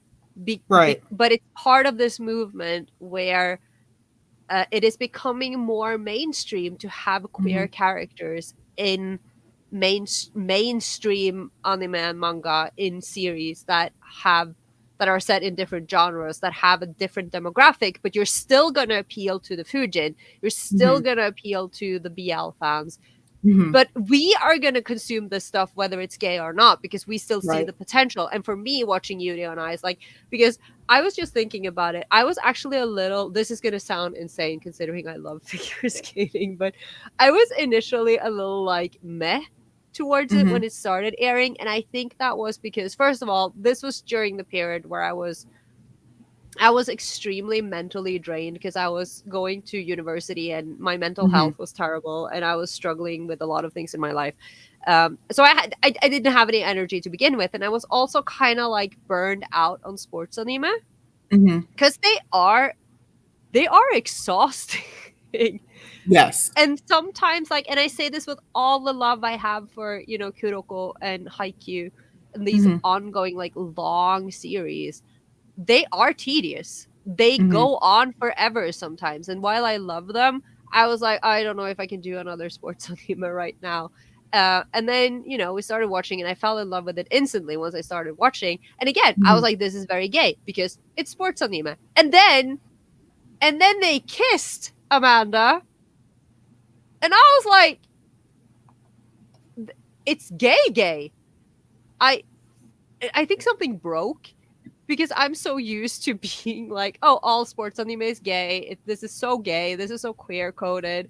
And then suddenly there is actual canonical queer in my queer sports anime. And it was like, this does not compute. I was, it was a very strange day in my life when that episode aired. I love being a Yuri on Ice skeptic. It is so much fun. Uh, because okay, so I said in the outline in the last episode, I have to say one nice thing about Yuri on Ice, and I will say this: the ability to feel represented by such a mainstream show was such a powerful moment that I don't think we've had mimicked in years. To feel so powerfully seen and represented, and to have a queer couple really taking front and center, and to, in some aspects, land the plane was beautiful and powerful and wonderful. Mm, Here's where I say bad things now. okay. Uh, the big issue with it is that, to me, it always felt a little hollow, at least to me. It's like, wow, the ice skating anime is the gay one. How brave of you. Did you not hear any of the things I said earlier? I know this is I you in did. 20. This is you in 2016 absorbing Yes. it for the first time, which, yes. Yes. And I can fully attest and acknowledge Carola's point that yes, there are a lot of great, very, very straight ice skating duos. I watched a lot of them. They were mostly Russians. Um, when I was younger. Because we didn't know they were doing atrocities back then. Can I just, like, just a side note? It is all, and I am sorry, fire torch happening here, just me just like lighting the whole podcast on fire. But why is it always the Russians? Because I have watched multiple documentaries. There is actually, I think I mentioned this in an earlier episode, but there is a documentary about I may now be confusing two different figure skating drama things, but in 1998, I believe, in the at the Nagano Olympics, I think that's where this one drama thing was. There was an ice dance team, and they were Russian.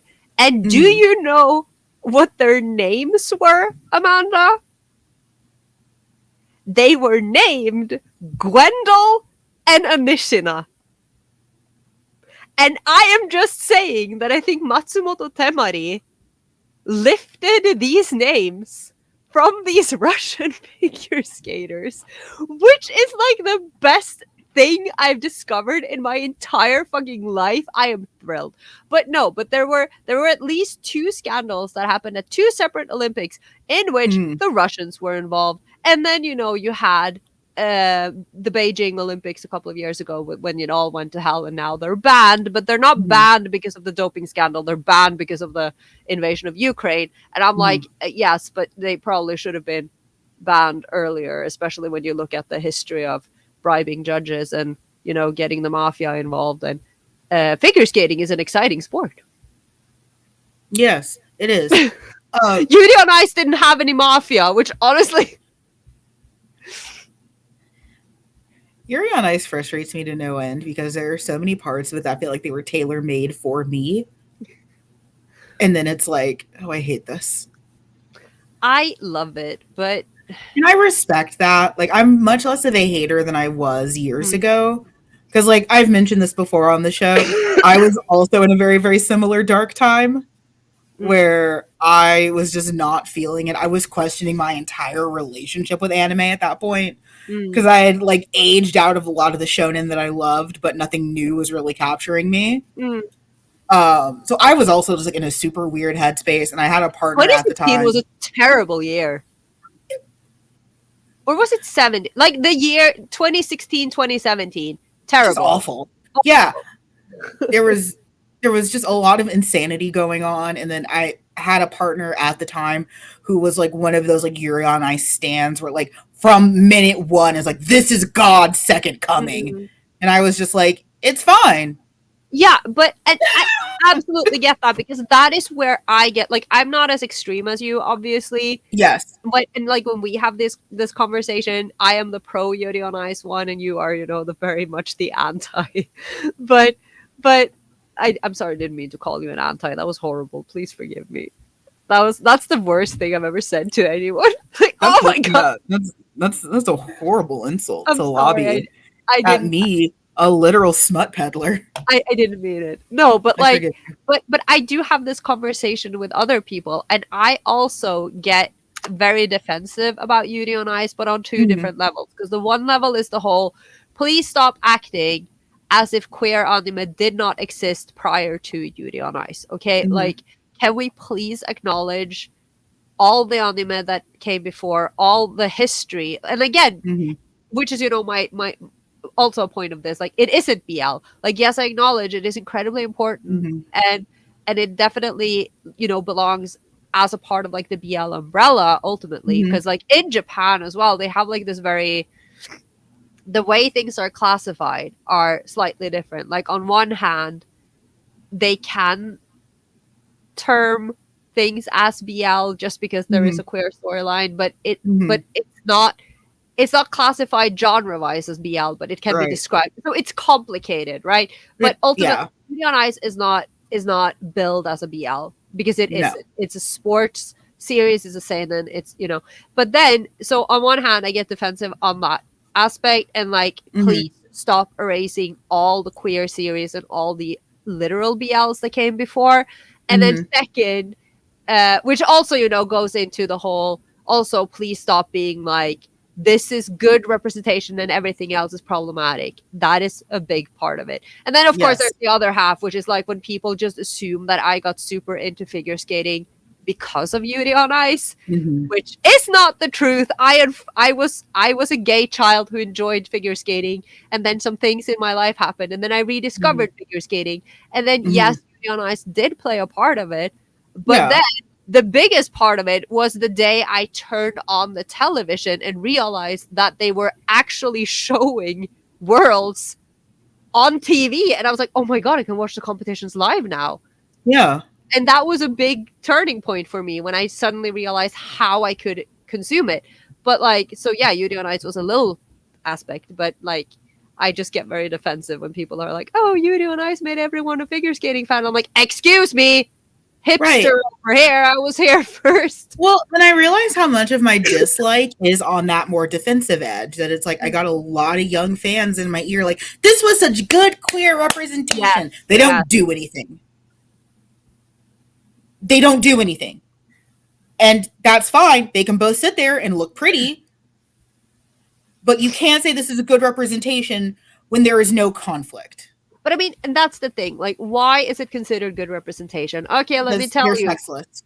Yes. And because they avoid so many of the tropes that people have decided are not problematic and are not good representation and makes BL quote unquote bad. However, I also think if you look at Yuri on Ice today, with how far purity culture has come and how extreme these people are in their opinions, yes, problematic. Because is it not, like, I don't think it is, okay? I don't think it is. I have very high tolerance levels, and there's nothing wrong with Victor and Yuri's relationship. But there will be people out there who will say that, no, it is problematic because Victor is Yuri's coach, which means that there's a power imbalance. He is older, and we all know that age gaps are horrible. And oh yeah, he's what, 23? Yeah, but Victor is 27, and that is a very unhealthy age gap because you have to remember Yuri Katsuki is a child adult. But okay, sorry, I never thought I'd be defending Yuri on Ice. That person just didn't watch the fucking anime, right? And then of course, and I remember this because Yuri and Victor are not the only queer people in this series. Yeah, there's a perfectly good Otobek. Yes, and you know, Chris, the Swiss figure skater, that makes us all very uncomfortable, extremely queer coded. I do love him. He makes me uncomfortable, but like, I adore him. Like, you do you, baby. That's fine. But I did not need to see that much of that man's ass, okay? I've been watching anime for a long time. But exactly. But I remember because Ota Yuri exists. And people have a lot of opinions on that. The pairing I actually like. I fucking love Ota Yuri. Like, the pairing I actually like because it's just ice skating Matt and Mello. Yeah, but like, okay, you know, I don't talk a lot about this. I love Yuri on Ice, and I absolutely love Victor and Yuri. And again, I went into some sort of identity crisis when Yuri won the Grand Prix because he stole my wedding. Like, that boy is my child and my favorite character, and I love him more than anything. But I did not want him to win that gold because I needed Yuri to win that gold so he could get married. And I was mad. However, I wanted him to win. That said, up until the point where Victor and Yuri actually kissed each other, which again was debated because since you don't actually see their mouths meeting, a lot of people were like, no, but they didn't actually kiss, and it isn't actually gay, and you're just reading too much into it. Up until that point, I didn't really care that much about them. Like, I was leaning into it. I thought it was funny when they were in the hot springs and all of those things. But again, I thought it was just like typical fan service. And I was much more invested in Yurio and Otabek because they are much more my type. Yes. So same. I wasn't really into the main couple either until I kind of like, I don't know, like I had to be kind of like convinced. And I still think Ota Yuri. I love Ota Yuri again because they are like the Welcome to the Madness video. Like, I'm sorry. Oh, If I I had been there watching that gala performance, I would have actually I screamed like a mad person when I was watching it as well. But I mean, I think it's so funny because like I was kind of similar where like Victor felt like such a return to form for me where it's like there are so many little aspects of his personality that are like, "Oh, you are a classic whore that I built my gender off of." Like you are in line with all the other whores I built my gender off of. Mm. Um and I didn't hate Yuri as much as I found him displeasurable in the way that I find a lot of like shonen MCs displeasurable, where it's like, oh well, and he just magically did that. Fuck off. But I remember reading a very good analysis of Yuri Mm-hmm. very like early on after the Mm-hmm. series started. I think the series was still airing. But there was someone who did like a really good analysis of Yuri's character and the fact that because he Mm-hmm. is an incredibly unreliable narrator, and I Yes. I understand this a lot better now that I am so because back then, yes, I enjoyed figure skating, but that was before I started watching every single fucking competition and turned my life into some sort of like it revolves around the sports now. Help me, Correct. someone do something. I've But tried. so many people have tried. There's no hope for me. I think this is my life now. But I understand it a lot more now. But the main like crux of this analysis was that Yuri, he's on the verge of retiring and, Mm-hmm. he has no confidence. He's struggling so much, but Mm-hmm. he is still one of the best figure skaters in the world because Mm-hmm. the like it is such a narrow, what do you even like, just getting through that kind of like, oh my god, what is the word? There is an expression. It is lost on me. But like to get to the point where you are allowed to compete at the Grand Prix, like the Grand Prix Mm-hmm. final, there are 6 skaters who qualify for the Grand Prix final. And to qualify to the Grand Prix itself is like a massive feat, especially in the Japanese skating community because it is Mm-hmm. such a deep field. Mm-hmm. They have so many great skaters, so it's like the fact that he's there already makes him an amazing skater, but Sure. he doesn't see that. And I think that that's such like that. It was such a good read. I wish I could find it again, but again, I read this in like Mm-hmm. it's been like 10 years. I have no idea where this Yeah. article is today, but And I can respect that. like I just think, yeah, but it's just yeah. So it's not like he's not just like this magical dude who just like he's never No. worn skates before and then he just No, gets into all and the that was a magic. bad way of expressing it because like I know that. It Mm, was more of just like this doesn't lead back to trauma that I have in my life. I really liked how visible Yurio had to work to mm, get things done. yeah, It's kind of why I usually like rival characters. yeah, I liked how much he visibly had to do work to yeah, get things accomplished. That to me spoke to me in a more yes. meaningful way. So And I yeah, I mean, I don't think that Yuri just like one day fell into a pair of skates no, and did a triple axel. I don't no, think which that. is if we compare, because I did start watching a skating anime a few years ago. I never finished Mhm, it. I will just because mhm, it's gay and like mhm, entertaining. But it's a series called Skate Leading Stars, which is the mhm, production value is so much lower, and obviously it's just like a gimmick because mhm, this is a typical like they are leaning into okay, pretty boys doing figure skating. People like mhm, figure skating, particularly in Japan, hugely popular. So mhm, they made this series where it's kind of it's like a. I mean, synchro skating is a thing that's happening now, but this is like a different they've invented a form of figure skating for this anime that mhm, just exists within this anime. And like they put together these teams and they like compete as a team. And in literally the first episode, there is a dude who just appears, and of course he's some prodigy, and he mhm. does a fucking quintuple jump. No one has ever done a quintuple jump.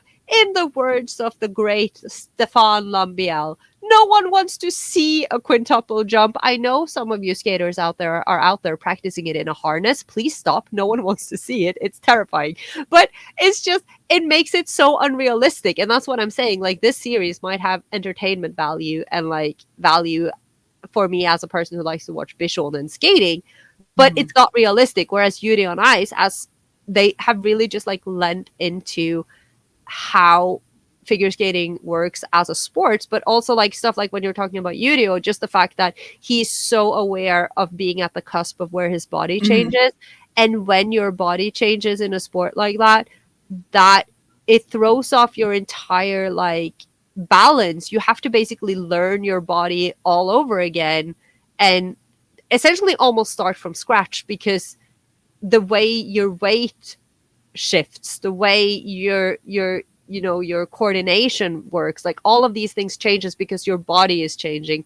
And for Yurio, who is a teenage boy, and a teenage boy at that he's a Russian, he's not going to be one of these tiny little Japanese boys. He's going to grow into like a tall, probably more bulky man, which breaks my heart, by the way. Let the boy stay a twink forever.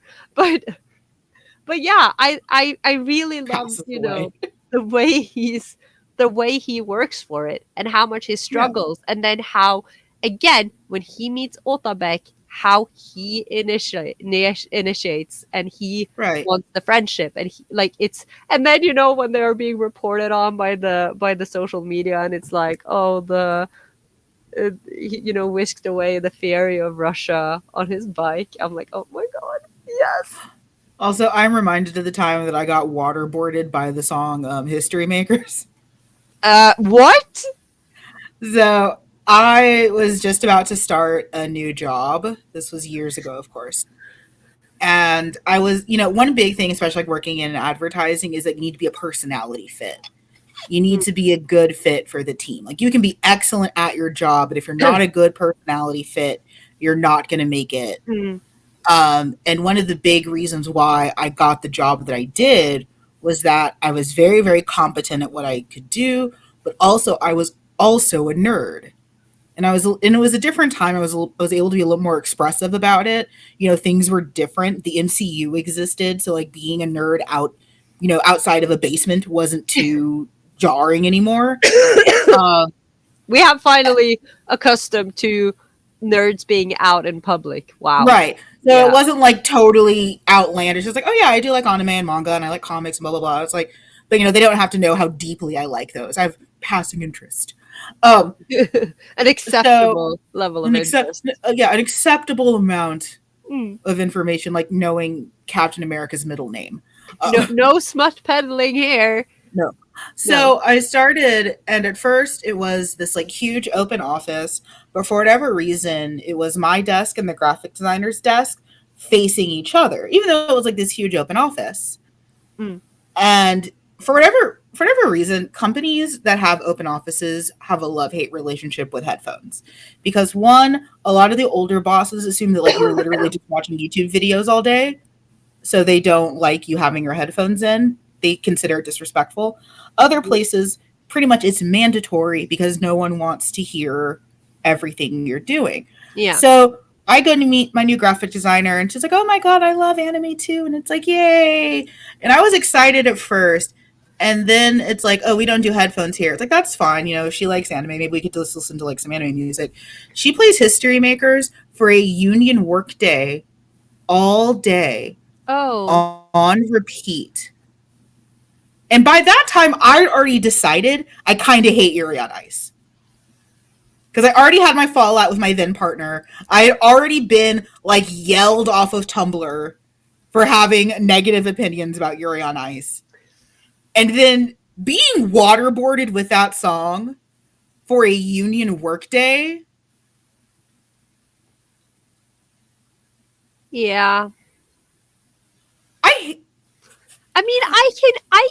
I can see how that would be. Like, I just want to say, I've come so far. I'm proud of you. In being able to acknowledge that anything good came out of this series. Because I have every right to hate it. Yeah, but again, and we've talked about this, and sometimes it's just as simple as something can be incredibly good objectively, but Mhm. you associate it with a time in your life or a person in your life, Yep. and it's ruined forever. Yep. And that's Uh, just reality, unfortunately. I do want to say I like History Maker. I think it's a very good song. I was very excited when it was actually used in actual figure skating. That's always fun. But I actually always preferred the ending theme. I think the no, You the ending theme Overlive one. slaps. I think that one. I don't know. Like no hate towards Dean Fujioka. I do love the opening. I just always really like the ending is so feel good. I just love it so much. Like No, the ending it's slaps. underrated. Can someone love the ending theme also, please? And I didn't want this to be the Yuri on Ice show, but I knew it was going to happen. So I'm going to transition us into another question. Oh no. With Yuri on Ice fresh on the mind and shows like Free, because really, if we want to talk about where our bread and butter is, it's shows like Free. Yes. Is this queer baiting? Oh. No. I mean, no, but I would disagree with you sometimes. Yeah, but I also disagree with me sometimes because I think it is. I think it is. It's not black and white because I agree. again, we have to look at multiple factors, right? And this is like Mm-hmm. this is the answer I always come down to for a lot of these episodes when we ask this question Mm-hmm. because it isn't that simple. Because on one hand, are there companies and creators who lean into the Fujin fan base and who know that by making these attractive men who have Mm-hmm. these intense passionate friendships, do Mm-hmm. they know that this is going to ignite the Fujin fan base? Oh, Yes. absolutely. And a lot of them absolutely lean into it, and you get shows like, for instance, one show that I thought about, which I did watch all the way through, I just can't remember anything from it. there's Mm-hmm. a there's a there's a show called Prince of Stride, which is like, again, one of Yes. these like made up sports that I never It's really not made up. understood it. Isn't it? Isn't it? No, it's a real Okay. sport. Oh, well, I didn't understand it, but I was watching it for the pretty boys. I wasn't watching Right. it for the sports. Like 90% of the time, if I pick up a sports anime, it's not because I'm interested in basketball or volleyball or what sports are there out there? I don't know anything. Swimming, Carola lists two diving. sports. Like I watched The two sports, basketball and volleyball. the two sports I know that exist that are not figure skating. Oh my god. No. And I watched there was a series called Dive and I Yes, watched it. I didn't love it. Why did I watch it? because it was I diet free. yes, because it was diet free and it was boys in It speedos it who was diet had free. who had these personal relationships. Like, I am a simple person. Of course I'm gonna watch it. And again, look at the reaction I had to Yuri on Ice. I didn't Mm-hmm. actually expect them to kiss Mm-hmm. because that doesn't happen. Right. I think honestly that answer changes case by case and frankly Yes. person to person. Because like if you catch me on a good day, I will say that Free isn't queer bait. Catch me on the bad day though, and I'll be like, absolutely, they ran that into the ground, and it's why the series progressively got worse. They just ran that gimmick into the ground. I mean, for me, it was just, again, I love Free. I love the characters. I love how beautiful it is. I would watch 15 seasons of Free just for the animation, okay? Don't get me wrong. But I mean, yes. I did start falling off when they started introducing so many characters because I just couldn't keep up with all of these people. Like, who the fuck are all these people? And why do some of them look so much like other characters? Like, please, your intense hatred for Sosuke. Yes. Yes. That was the first mistake. But it's just, yes, but and I agree. And again, like, because you have to look at stuff like, because we do talk about, like how Captain Tsubasa literally gave us Yaoi. Mm-hmm. And I mean, there's always going to be someone who finds representation, who Mm-hmm. finds something in these. And, you know, Mm-hmm. that's why we have queer theory. That's Mm-hmm. why we are looking at research that is being done Mm-hmm. on these types of shows and these types of series. That Mm-hmm. there's obviously something, like there is a subtext, and sometimes it's not Mm-hmm. even a subtext. And It's just text. it's just text.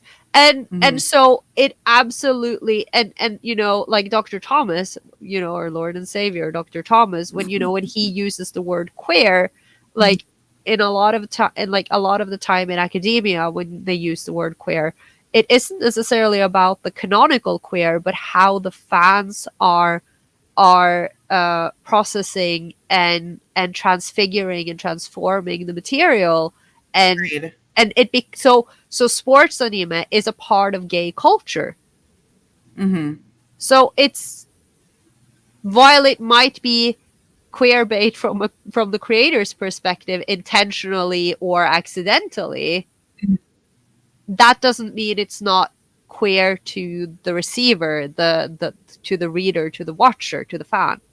Correct. And I think we've done a really, really good job of explaining that queer bait in and of itself is inherently negative. Mm, Um, but I do think that it's really, really interesting because yeah, like you do get these shows that like figure out that they're gay mm, and they just run it into the fucking ground.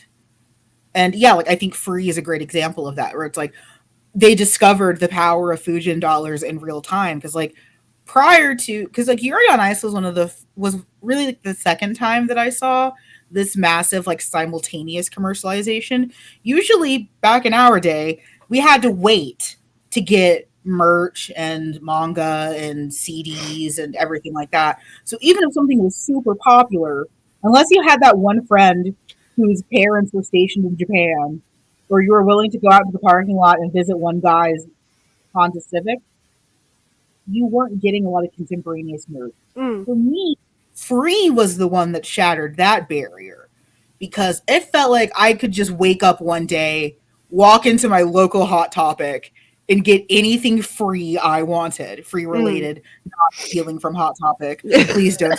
What did I say about making me laugh? You can't do this to me. Don't. This is not carte blanche to go rob your local Hot Topic. Oh my Don't do god. that. No, Um. but what I also want to say, like I think I told the story before, but I was in Tokyo when Mhm. Free premiered. And it was the most confusing thing because I had been so, like, again, I was there when the gay swimming anime short was dropped. I lived it. I was so ready. I was so excited. And when I realized I'm going to be in Japan when this series premieres, I was like, there's going to be so much gay swimming anime merch everywhere. And it wasn't, because it hadn't premiered yet. And like, I literally watched the first episode on Japanese TV in my hotel room while screaming like an absolute mad person, by the way, because I'm sane like that. But it was so early on that there was barely any merch. Like, the only merch that really existed at that point when I went to like Animate and stuff was like, Mhm. it were like there were like a few like official guides, but they hadn't even published most of those yet because they come with spoilers. So they didn't put out most of the official merch until longer into the season and after the series had aired, and most of the fan merch as well kind of like came sliding in later. So it was so weird because I was so ready to just like go ham and buy all the free merch, and there was Mhm. none. It was very strange. The next time I went, so much free merch. And I'm happy that most of the stuff that I like is also very weirdly popular in Japan. So when I go, it's all just twittering birds never fly and anything Yeah. Harada. Harada Yeah. released a collab with Happy Crappy Life and the guys that make Onaholes. And first of all, mad lads, all of you. Doing an official collab with Tenga, beautiful. Second of You all, I need 30 of them. I it's always fucking Tenga. If there is one reason I have penis envy, it is Tenga. I will be getting 30 of the Please, Harada limited edition. get me one. I am not even kidding. I don't care what customs is gonna say when they open my luggage and there's 30 fucking Ono. It's always fucking Tenga. Did I tell you that when we were there, I think it was when we were there the last time, there, like, Tower Records, the CD store, had a collaboration with Tenga, and like I'm in Tower Records Shibuya to buy music DVDs, okay? And the first thing I see when I come in is this giant display of Tengas, which turn out to not be actual Tengas, but they were Tenga chocolates inside of cases that were shaped like Tengas. And when I bought my Jowachi DVD after waiting for them to find it in like the storage area for 20 minutes, they gave me Tenga chocolates as a present. And it was like, it's always fucking Tenga. It's always Tenga. It's amazing. It gives me so much joy. That is amazing. Yeah, when Harada Sensei was like, oh yeah, we're doing this collab, and it's like, fuck it. I need, yes. We're gonna save Is This Fetishizing Gay Men for the live, Like, because I think that there's something there. It's wrong, but there's something there. Especially the way Fujo appreciate, quote unquote, a lot of these gay sports series. I don't understand what you're talking about. I was not interested in Makoto's mind at all. I mean, also he's a little stupid. Yeah, because like Makoto is like, I can't do math. I was gonna do this in percentage, but I can't. But he's like 1/4 tall. Yes. 2/4 just like width, and 1/4 mother. So 2/4 is what's called a half. Leave me alone. I really thought what? So I only know this because of baking. 2/4 is a half. 2 halves is a cup. 4/4 is a cup. See, this is why I am a writer and why I will never do math again in my fucking life. I only know this because of baking. I try, but my point is, no, I don't know. Like he's not the dumbest of the group. No, that's Nagisa. But he's not the smartest. The smartest is obviously Rei, except for that time Rei decided to go swimming in the ocean. Yes. Which honestly, I'm still mad and stressed. Fair. I don't think my stress levels have gone down since Rei decided to go swimming in the ocean in the middle of a storm. He was fine.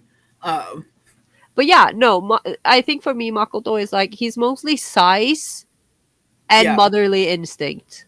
Yeah, he's not the brightest bulb in the box, but he's also not objectively stupid. There are dumber boys in that series. Nitori. Oh, Nitori. And the Otter twins, what the hell are their names? They're not twins, they're brothers, but yeah, they're, oh my God. They all run together at a certain point into this weird gay homunculus. I knew his name last month when we were talking about how I wanted to pair him up with Nitori.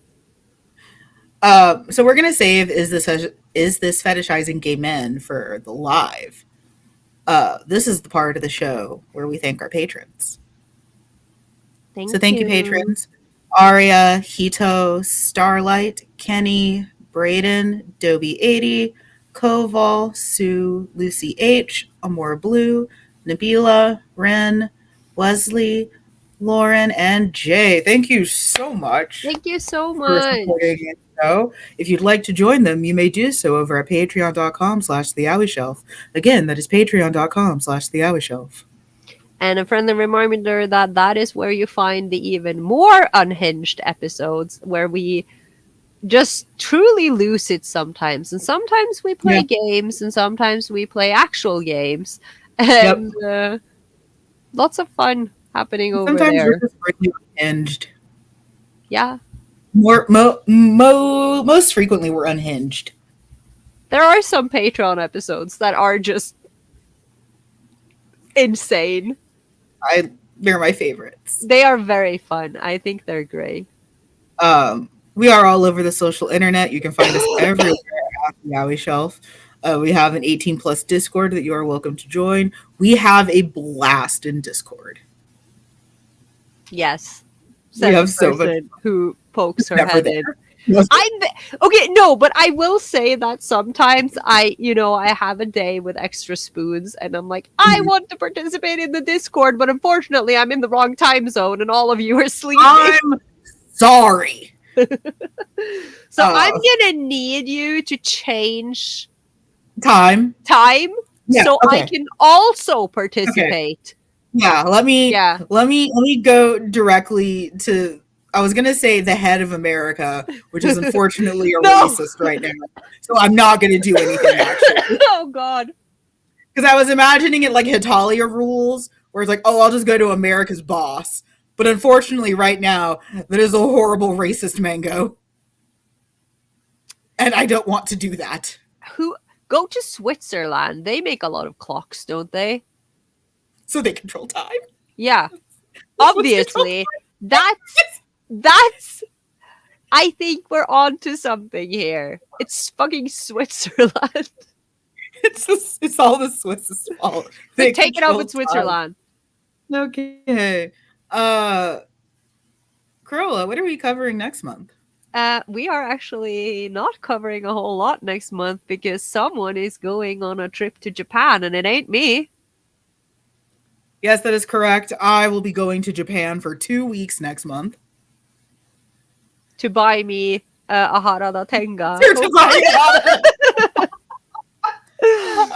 That is the only reason Amanda's going, by the way. Yeah, this was decided. Yeah. I absolutely haven't been planning this trip for like a year. It was only because of that one. It was, you saw that post and you were like, I'm ordering my tickets right now. I'm going. Goodbye. Yes, I'm ordering my tickets now and I need to purchase multiple of these for me and my wife. Neither of us owners of a dick. Honestly, it is so unfair. I'm so mad about it. Not you going to Japan, but the fact that I can't use a Tenga. I know, it's a little unfair. Upsetting. It is unfair. But I will be in Japan for 2 weeks, which means it's really, really hard to record an episode. Yeah. I told Amanda that she was not allowed, in fact, to spend any of the time during her vacation in a hotel room recording. Because I was prepared to. I was totally prepared to I'll bring my tablet and I'll just wake up extra early or extra late and just do an episode in Japan. And Carola was like, "You are a fucking idiot. You're not doing that." So I said no. So I'm actually taking a little bit of time off. Shocker. But we will be back at the end of April to go over some of the things that I purchased, including that one. Oh my God, yes! I need to see where I can actually buy it, but oh my God, I want it. Tri-Tower Records, apparently. I'm so fucking, that was it's such a Harada move. It's perfect. It's amazing. So I will be in Japan. I will miss all of you dearly, but also I'm going to be frolicking with owls And while Amanda is frolicking with owls and buying Tengas, I am going to make everyone in the Discord adhere to my time zone. So there. I am going to enforce the power invested in me as an admin, and I'm going to make you all chat on European time. It's going to be great. I do love the idea that this is truly parents going on like a business, like dad's going on a business trip, so you all have to follow mom's rules. I feel like it's more like the responsible parent is going on a business trip, so the older sibling has been left in charge, and all we're eating is frozen pizza. I think that's a better analogy. It's like a giant sleepover for two. It's fun for like a week and a half, maybe, but then like the remaining days are just like. And then it's like, when are the actual adults coming home? Please help. When's dad coming home? What if dad never comes home? Throws pizza. And I'm like, a vegetable in my house? Never. Which is actually true. I know. I'm excited for my trip. I'm excited for your trip. Excited to go back to a place that I love, honestly, a lot. And to do so in a better headspace, because last time I went, I was in a shit headspace. So I'm feeling physically better. I'm feeling emotionally better. And I am excited to take on Japan in its fullest, which means playing with all the owls and purchasing a copious amount of obscure anime merch. Yes. So we appreciate you all for listening. We look forward to our live where we'll talk more about this. Yes. And patrons, you will get your exclusive episode, I believe, next week. I do believe it is next week, yes. So be prepared for more unhinged noises. Yes. This show is a dream come true for me. I feel like I say that every episode. And I get to do it with one of my best friends and a person who means the world to me. Oh, stop. And I am so aware that I am only able to live this dream because of all of you listeners. I appreciate you so much. And I'm so glad that you guys consistently decide to listen to me and one of my best friends talk about gay sex and fictional men. Yes. Honestly, such great topics. Yes. By the way, tell us your favorite gay sports anime in the comments. I was about to say, tell us your favorite gay sport, because in the same way that I don't remember that heterosexuals exist, I also forget that real sports are a thing sometimes. There's only the two sports. There's basketball and volleyball. That's it. And they're both animated. And I'm telling you, if I have to watch a basketball match and there aren't like glowing like lights and like those like speed, what do you call those, like when you have like, you know, when you take like photography and you see like the aftermath of the cars? I know what you're talking about, but I don't remember. I know there's a name for it, like, because that's what you see in Kuroko no Basket. And I'm sorry, unless you're like stopping time and like someone pulls out a shiv and stabs someone else in the leg, like I'm not interested. Like, when are the fancy colors coming out? I'm just imagining taking Carola to like an actual baseball game and it's like, excuse me, there's no freeze frame. I would hate it. Like, what do you mean you're not going to stop time? And like, even when I know we're trying to wrap this up, but I just remembered there is a film, there's a Taiwanese, I believe, live action film called Kung Fu Dunk with the Chinese pop artist Jay Chou in as a main character. And he plays this guy who was trained as like some sort of like Shaolin monk, but he also plays basketball, and then he uses these ancient techniques and again freezes time while playing basketball. So in my head, these are the only ways that the sports function, because every time I watch something basketball related, it's like that, regardless of whether it's animated or live action. So I love that. Thank you guys for listening. Yeah. Like, thank you guys so much for listening. Thank you. We will see you in the next one. There will be an episode in April. It's just not going to be a main one. I will. I'm actually quite busy in April. I'm basically coming back from Japan and then celebrating my aunt's 60th birthday. Wow. So I am a very, very busy man in April. You are. But, I know. But it's all fun stuff in theory. Yeah. But thank you guys so much for listening. Thank We hope you. you enjoyed it, and we'll see you in the next one. Bye. Bye.